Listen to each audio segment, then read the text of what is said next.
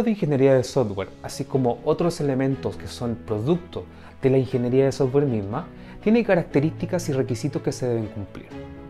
En este video vamos a ver aquellos elementos y características propios de los modelos de sistemas de información, aquellos elementos que son esenciales comprender para poder aplicarlos y además para poder generar modelos que sean acertados al problema que vamos a estar resolviendo. Es importante recordar de que los modelos son un proceso de abstracción. Por ende, no existe una regla única con la cual se pueda medir un desarrollo de un producto asociado a un modelo.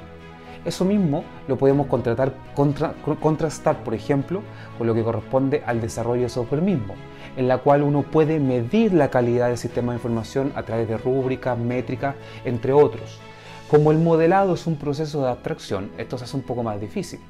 Y es por eso que ahora vamos a ver el conjunto de características de un modelo que nos va a permitir a nosotros establecer ciertos criterios de calidad y asimismo saber cuáles se cumplen o no según el caso en que estemos desarrollando un conjunto de modelos de ingeniería de software.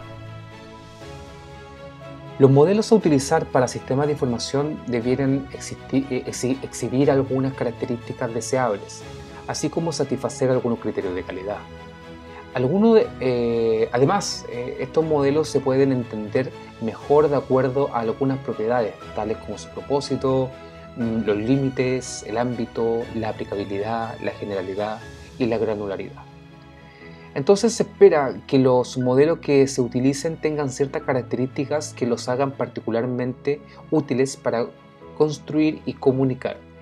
En este sentido, se desea que sean simples, precisos, rigurosos, documentables, gráficos y jerarquizables. Entonces para eso vamos a partir hablando sobre la simplicidad. La simplicidad es altamente deseable, considerando que uno de los propósitos de un modelo es lograr una simplificación de la realidad que está representando. Se desea un modelo simple, pero ojo, no simplista. Esta simplicidad debe ser tanto para el modelador, el cual debe ser fácil de construir en términos de diagramación y documentación, como para el lector del modelo, donde debe ser fácil de entender las notaciones, convenciones y diagramación en general. La simplicidad también es entendida como un criterio avanzado de calidad, puesto que se prefiere representaciones con el menor número de elementos y relaciones posibles para un sistema dado. En el caso de la precisión, la idea es que los modelos no sean ambiguos, es decir, que representen precisamente lo que el modelador desea expresar y no ofrezca posibilidades a distintas interpretaciones. La precisión es deseable en este caso, entendiendo el modelo como un medio de comunicación entre el modelador y un lector interesado en el sistema. Muchas veces el modelador está convencido que lo que ha representado en el modelo está muy claro, pero el lector puede asumir otra interpretación, así que hay que tener mucho cuidado con eso. En el caso de la rigurosidad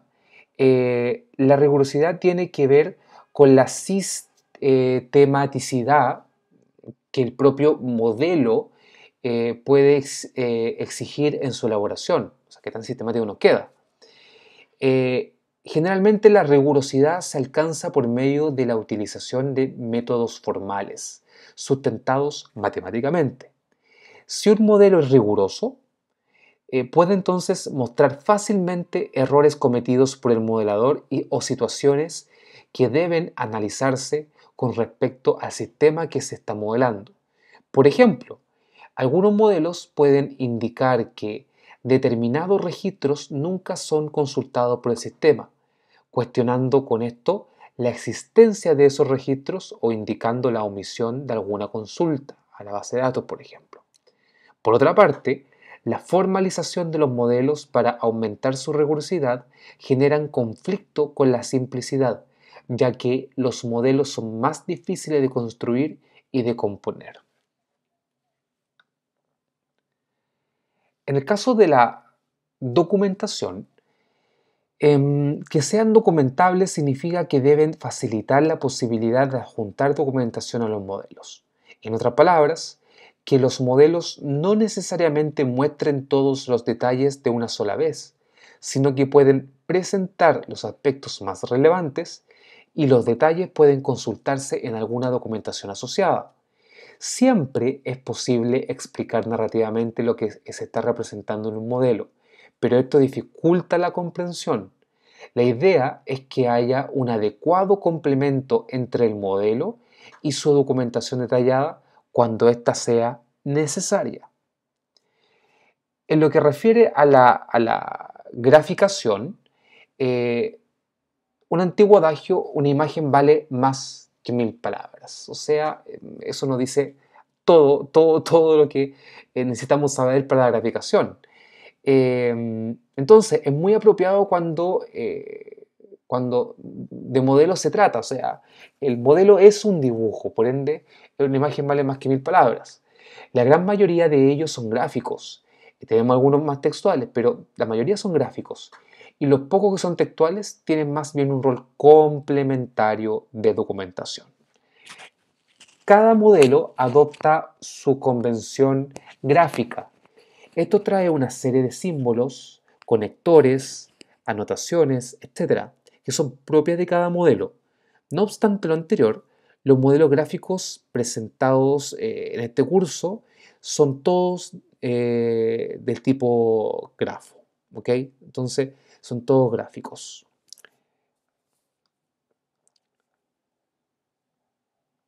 En lo que refiere a la jerarquización, la idea detrás de la jerarquización es poder organizar un modelo en distintos niveles de detalle, constituyendo así una jerarquía en que los niveles más altos presentan una visión más global o abstracta del sistema y los niveles más bajos proporcionan un mayor detalle o especificación.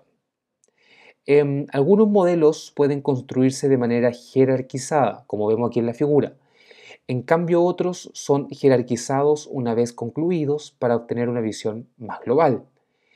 Dependiendo del modelo, la jerarquización puede facilitar la construcción de modelos complejos, ya que obliga a alojar los detalles en niveles diferentes. En este sentido, es un beneficio claro para el modelador la jerarquización.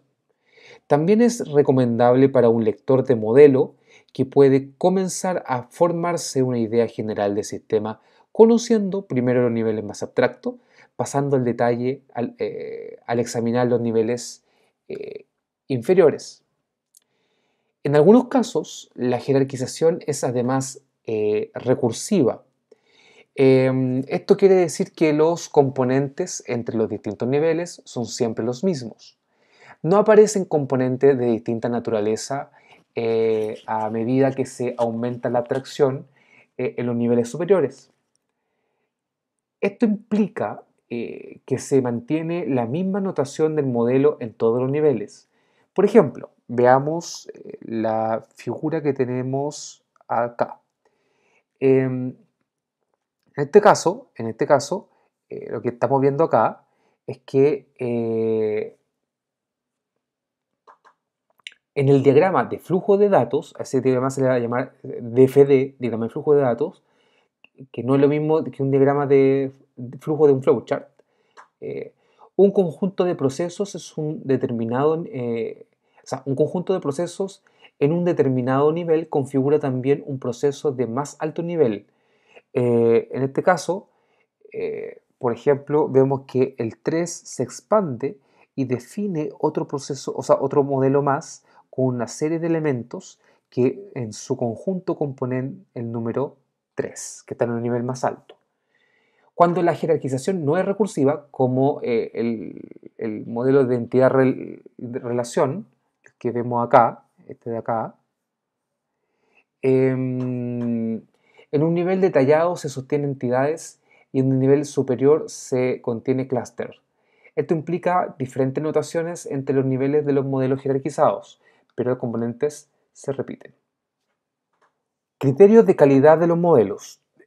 Todo modelador que se enfrenta a la tarea de representar un sistema de información debe procurar alcanzar los más altos niveles de calidad posible en los modelos que desarrolle.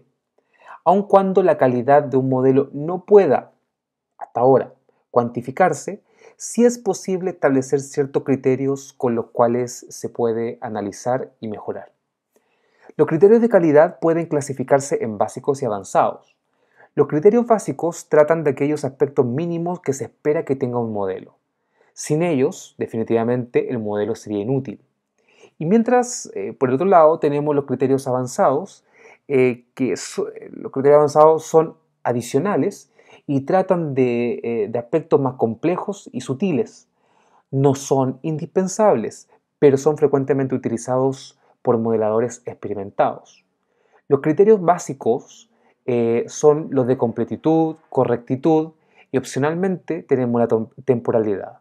Los criterios avanzados son los de minimalidad, expresividad y simplicidad. Entonces, vamos viendo en detalle algunos de ellos. En el caso de la completitud, bajo este criterio se busca un modelo completo. Un modelo se dice completo si representa todos los elementos relevantes del dominio del problema. Es decir, si considera todo lo que se espera todo lo que se espera que se incluya en el modelo del sistema.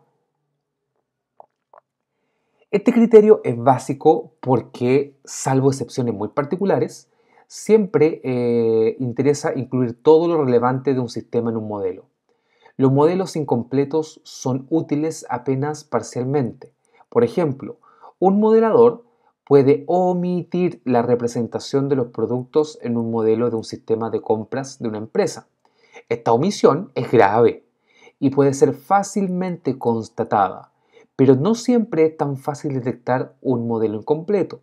Solo las continuas revisiones, verificaciones, validaciones y el aprendizaje del modelador, producto del proceso de construcción del modelo, pueden asegurar un razonable grado de completitud. En el caso de la correctitud, bajo este criterio se desea un modelo correcto. Un modelo se entiende correcto si no presenta errores sintácticos ni semánticos. Los errores sintácticos tienen que ver con la notación propia del modelo. Por ejemplo, imaginemos que se representa un componente con un símbolo equivocado. Por ejemplo, representar un círculo de una línea continua en vez de una línea punteada. Eso puede ser un error sintáctico. O que se conecte dos componentes con un arco dirigido cuando no debe serlo, por ejemplo, también. Que lleva flechita siendo que no debería llevarla. Este tipo de error son muy básicos y basta un mayor conocimiento sobre la notación del modelo para evitarlo. Por otra parte, la simple interpretación, la simple inspección, inspección, revisión de un modelo incorrecto por alguien experimentado o que conozca sobre modelamiento permite detectar los errores sintácticos. Los errores semánticos son más complejos. Un error semántico ocurre cuando se ha definido incorrectamente el significado de algún componente en el modelo. Supongamos un componente del tipo A que equivocadamente se considera como un tipo B en un modelo cualquiera. Este error se debe que el modelador confunde los conceptos A y B al enfrentarse en un elemento del sistema. Se debe analizar con mayor detenimiento el modelo para detectar que existe un error semántico. Nuevamente, la experiencia del modelador y el conocimiento y estudio sobre modelamiento de sistemas de software nos va a ayudar a evitar este tipo de errores. La temporalidad, bajo este criterio se busca un modelado con temporalidad. Este es un criterio bastante más restringido, ya que se aplica a modelos que representan las propiedades y las relaciones actuales de los componentes. En otras palabras, se puede decir que modelos que mantienen una especie de fotografía que refleja la situación del sistema en el momento van asociados a la temporalidad. Si algo cambia en el sistema, esto quiere decir que se actualiza el valor, por ejemplo, del sueldo de un empleado, el modelo entonces asume la nueva situación, que podríamos decir que el nuevo salario es ahora el valor actual del salario del empleado, de su sueldo. y se descarta la situación anterior, o sea, se elimina el valor que tenía anteriormente esa variable, por ejemplo. Los modelos pertenecientes a la denominada dimensión estática se encuadran en aquellos a los cuales se aplica este criterio.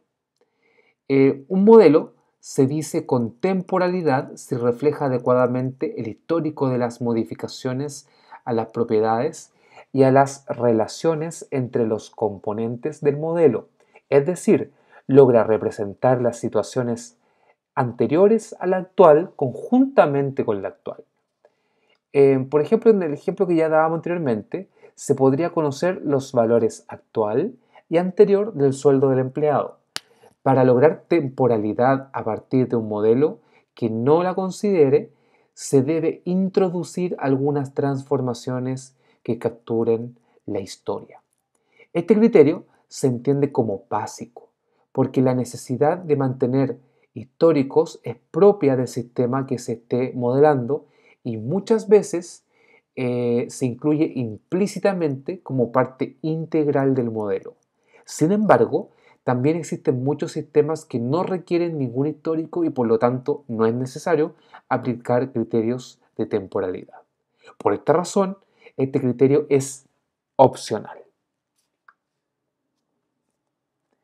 En lo que refiere a la minimalidad, bajo este criterio se persigue un modelo mínimo. Se tiene un modelo mínimo cuando los elementos del sistema son representados una única vez. Es decir, no existe redundancia en el modelo. Se busca detectar situaciones repetidas en el modelo para poder eliminarlas. Se considera que este es un criterio avanzado, ya que muchas veces no es evidente que un modelo carezca de redundancia. La detección de componentes repetidos generalmente no siempre es fácil y solo la experiencia del modelador puede identificar y eliminar la redundancia.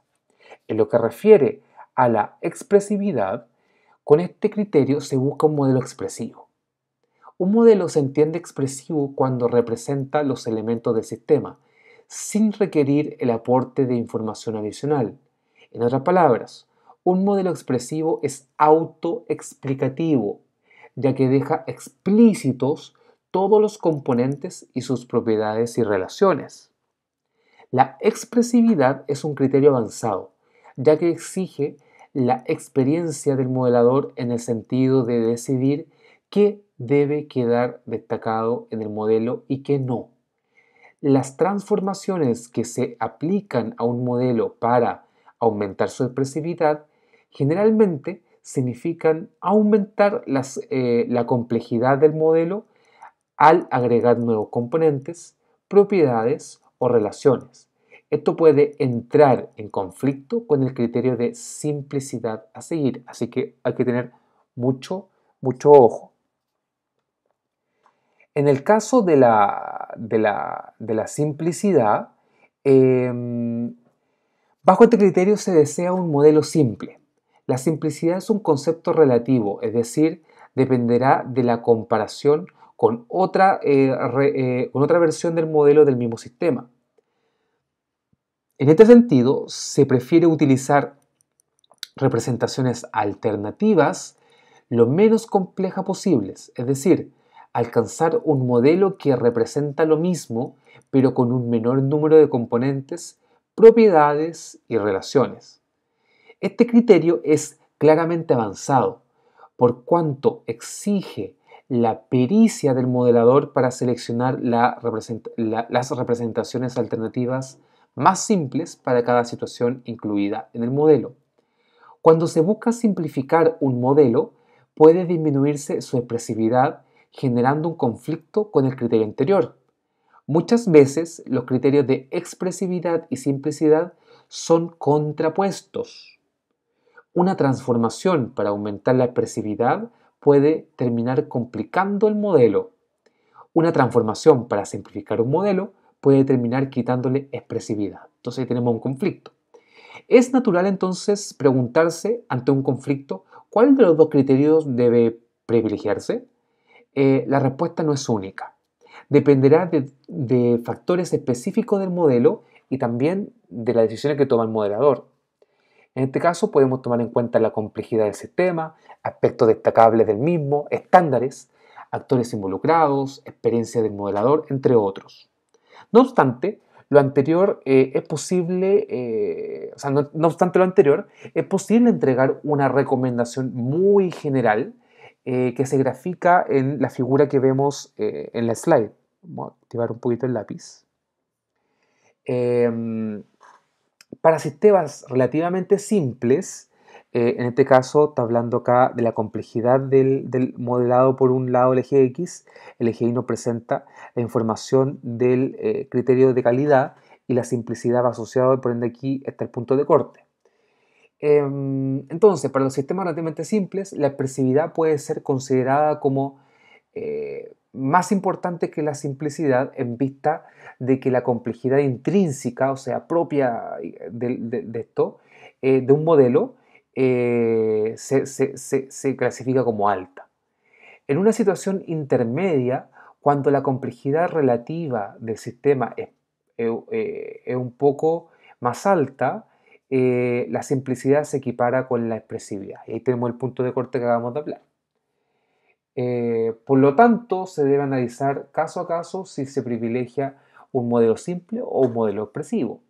Y en el caso de sistemas más complejos, la simplicidad se vuelve crítica, relegando la expresividad a un segundo plano. Entonces acá la simplicidad tomaría mayor relevancia.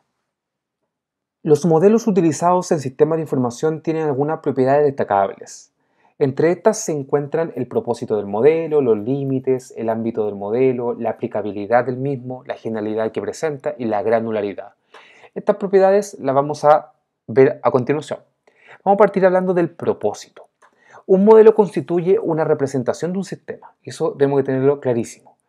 Este sistema puede realmente existir y estar en funcionamiento, por ejemplo, en una empresa, pero también puede ser que el sistema solo exista en la mente del modelador y que se planifique una futura implantación del mismo. Estas dos posibilidades constituyen los propósitos denominados descriptivos y prescriptivos, porque vamos a tener modelos de tipo descriptivos y modelos de tipo prescriptivos. Un modelo se dice descriptivo si representa la forma de operar de un sistema que ya existe. Es decir, cuando se modela para describir, por eso se denomina descriptivo, un sistema ya está operando. La construcción de modelos descriptivos es fundamental en muchos proyectos de desarrollo, ya que es la única manera de asegurar una comprensión acabada con respecto al sistema actual. Con el modelado descriptivo también es posible realizar diagnóstico apuntando a los problemas que presenta y que pueden ser abordados en un nuevo sistema. Además, el modelado descriptivo puede servir de base para un modelo que propone mejoras. Por otra parte, un modelado se dice prescriptivo si representa la futura forma de operar de un sistema, es decir, cuando se especifica o prescribe, de ahí viene su nombre, cómo operará un sistema inexistente en la actualidad. Los modelos prescriptivos generalmente describen sistemas propuestos como una solución a los problemas actuales. Estos modelos surgen de la mente del modelador, en el sentido de sintetizar un sistema que atienda a las necesidades del entorno donde funcionará. Frecuentemente, el modelo prescriptivo está basado en el modelo descriptivo, en el sentido de mantener algunas porciones tal y cual existen en la actualidad, modificar otras e introducir cambios. Cabe destacar que independientemente del propósito de describir o prescribir un sistema, los modelos presentados en este curso pueden ser igualmente utilizados. Esto porque no proporcionan elementos específicos orientados a la descripción o la prescripción, sino que están simplemente orientados a la representación de un sistema de información. En lo que refiere a los límites del sistema, la identificación de los límites de un sistema ha sido siempre un problema, Hay preguntas como, ¿qué pertenece o no al sistema? ¿Hasta dónde alcanza el sistema? ¿Este elemento es interno o es externo al sistema? Entonces, aun cuando se ha decidido establecer un límite y un elemento que decide que es externo, la pregunta es, ¿se relaciona con el sistema? Entonces, el problema de los límites puede ser más evidente o preocupante en algunos modelos que en otros. Incluso en algunos es prácticamente inexistente, ya que los límites ya han sido definidos en otros modelos relacionados. Entonces, es frecuente entre los modeladores menos experimentados tender a ampliar los límites del sistema, es decir, intentar incluir más elementos que los estrictamente necesarios. Aunque claramente esto implica un mayor esfuerzo, termina siendo un mal menor si se compara con la alternativa de acotar excesivamente los límites de un sistema. Para aclarar esta situación, supongamos que un modelador que frente a un elemento no sabe si pertenece o no al sistema, puede decidir entonces incluir o excluir del modelo. Una verificación posterior, cuando se conoce más el sistema, clarifica si la decisión fue correcta o no. Tanto si se incluyó o no el interior del sistema, entonces la verificación posterior nos va a entregar más conocimiento y clarifica las decisiones. Entonces, si se incluyó o no después de y se confirmó que era un elemento interno y se había incluido o se había incluido, se producen lo que son los finales correspondientes o los finales felices, donde se determina de que la decisión ha sido correcta. Y eso es lo que representa ahí la figura. Además, es importante mencionar que existe un factor psicológico para el modelador que puede ser importante. Normalmente en los proyectos se trabaja contra plazos establecidos. Entonces la eliminación de componentes de un modelo entrega la sensación de librarse de una carga, aunque se haya trabajado en ella hasta ese momento, ojo con eso. Entonces, em, que es beneficioso para el modelado puede ser una razón errónea para el modelador y su decisión de quitarlo. Pero la inclusión de componentes entrega una precisión adicional que puede influir negativamente en el trabajo del modelador. Dado lo anterior, se puede afirmar que el costo de eliminar un componente incluido en el modelo, que después termina siendo externo, es siempre menor al costo de incluir un componente excluido del modelo, que después termina siendo interno. Esto permite concluir que ante la duda razonable de si un elemento es parte o no del sistema, se recomienda entonces incluirlo al modelo. En lo que refiere al ámbito, el ámbito tiene que ver con la distancia que los modelos tienen con respecto a la implementación de un sistema. Un modelo es llamado implementación si representa cómo es implementado en el sistema en términos de los recursos organizacionales. Por ejemplo, materias, personas, tecnología de información, etc. Por ejemplo, un sistema puede ser descrito en un modelo que representa los cargos involucrados, los computadores personales utilizados, los formularios necesarios, la correspondencia emitida, la página web accedida, la red de comunicación de datos, los servidores de datos, etcétera, etcétera. El modelo de implementación utiliza referentes físicos para describir el sistema una vez que está en operación. En cambio, un modelo se dice conceptual si describe un sistema de forma independiente de posibles implementaciones. Un modelo conceptual define qué hace el sistema asumiendo que usará recursos organizacionales ilimitados para su implementación. En particular, se asume que usará tecnología de la información perfecta o tecnología perfecta en general.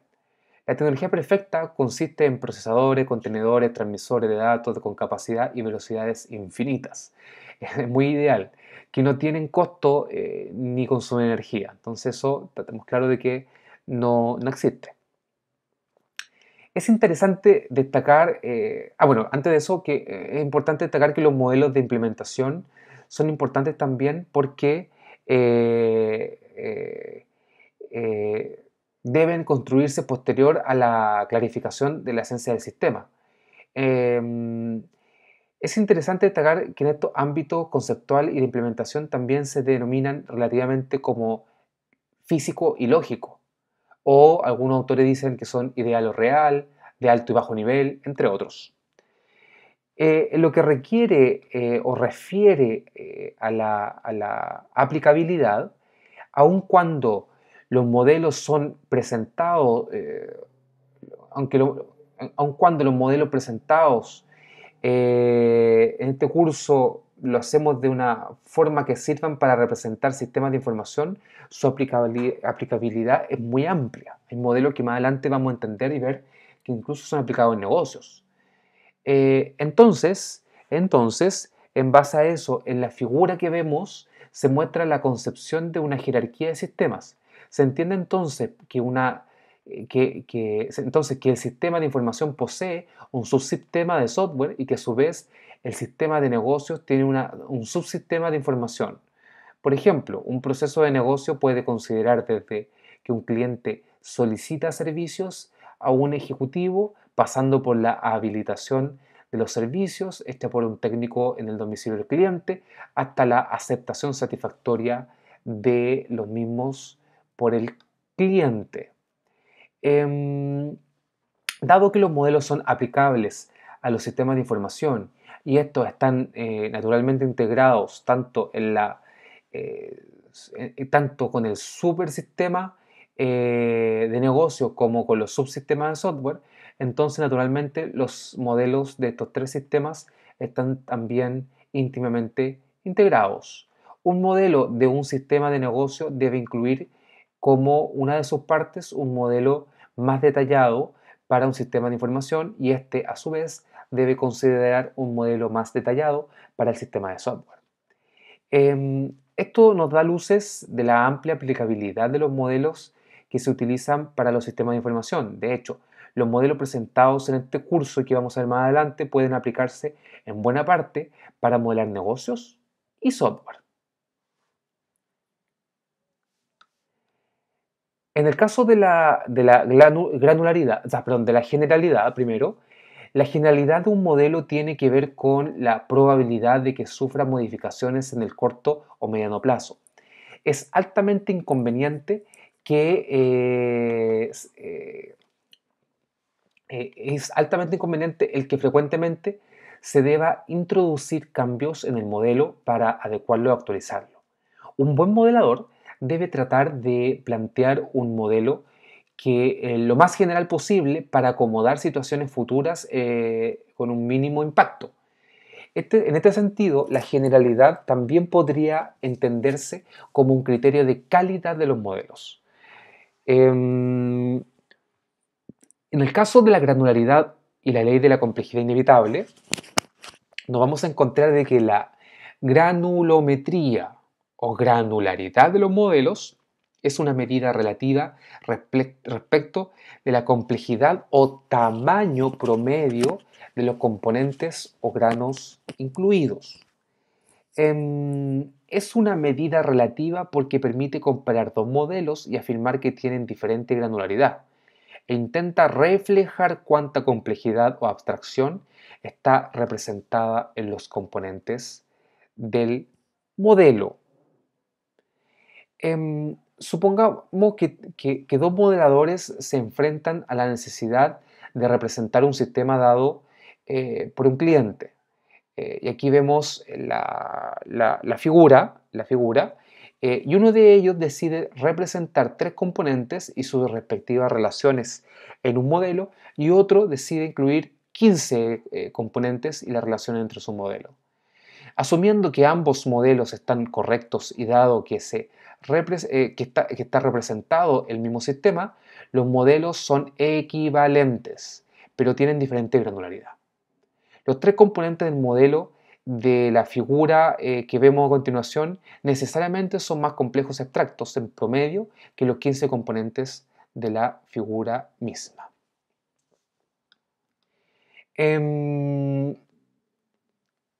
Una mayor cantidad de granos o mayor alto nivel de granularidad implica que el modelo tiene un menor número de componentes. Por lo tanto, el modelo es más simple, pero dichos componentes son más complejos. Es decir, tiene menos granos grandes, tiene más granos pequeños. Una menor granularidad o nivel más bajo de esta implica que el modelo tiene un mayor número de componentes y por ende es más complejo, pero los componentes son más simples. O sea, más granos pequeños. Como consecuencia de la granularidad de los modelos, se puede definir la ley de la complejidad inevitable. Esta ley expresa que la complejidad del modelo de un sistema no se puede evitar, sino apenas distribuir entre los modelos complementarios. Si un modelador, tratando de evitar la complejidad, opta por un modelo de alto nivel de granularidad, entonces los componentes esconden esa complejidad. Si el modelado complementario debe describir las propiedades de estos componentes, entonces recibe toda la complejidad evitada del primer modelo. Por el contrario, si un modelador decide construir un modelo con bajo nivel de granularidad, complica este modelo, pero simplifica el modelo complementario. En la figura podemos ver que al disminuir la complejidad en un modelo, automáticamente aumenta en el modelo complementario y viceversa. La complejidad es inevitable porque se entiende como propia del sistema que está modelando. Finalmente, la ley de complejidad inevitable se encuentra en varios pares de modelos complementarios, como por ejemplo los diagramas de entidad-relación de base de datos y el diccionario de datos, o el diagrama de caso de uso y la documentación del caso de uso, por mencionar algunos. De esta forma, acabamos de ver en este módulo lo esencial y los elementos principales de las características de los modelos de software. Es importante que un ingeniero de software, un auditor de sistemas de información, por ejemplo, o un programador, o aquel profesional que esté asociado o utilice algún producto de software, la construcción de los mismos, o esté en la etapa de diseño, conozca las características de los modelos, debido a que lo más probable es que tarde o temprano le va a tocar interactuar con algún modelo y va a tener que saber entender lo que significa, el alcance que tiene y además su interpretación bajo cierto contexto, que son las características que acabamos de ver en este video.